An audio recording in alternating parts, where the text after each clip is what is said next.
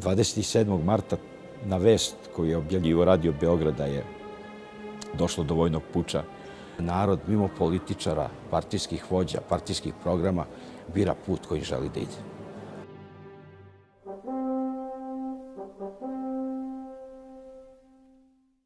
Danas znamo da je bilo više priprema da se izvrši puč, potpuno nepovezanih. Dobro se sećam, to je bio četvrtak.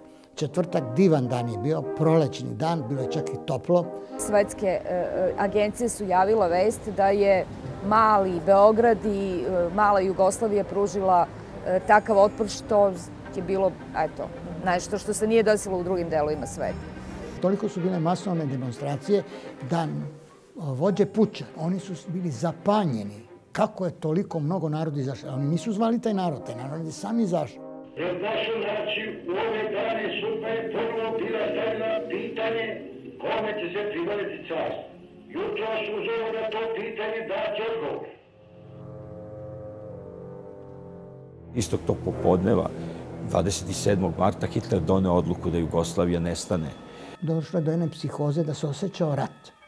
Praktično, nas su saveznici pustili niz vodu.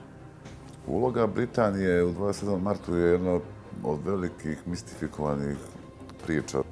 SOE, to jest Ured za posebna dejstva, Special Operations Executive, je dobio čestitanja tim povodom. U stvari sa tim nisu imali direktne veze. 27. mart dobija naknadne lidere. Mislim da su komunisti u falsifikovanju išli do toga da su oni tu bili maltene, da su vodili te demonstracije. Znate, veština je ući u bitku i dobiti je, ali ne izaći iz bitke razbijene glave.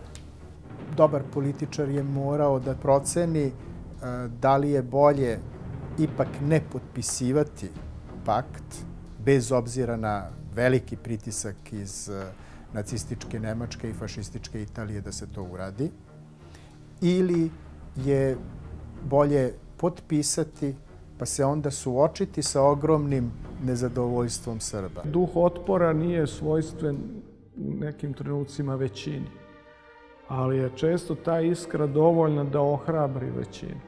Dok danas drugi izmišljaju svoju antifašističku prošlost, srpski narod u jednom trenutku bio primoran da zaboravi svoje antifašističke tradicije. Narodi koji ne znaju istinu o sebi suštinski ukidaju budućnost koju imaju.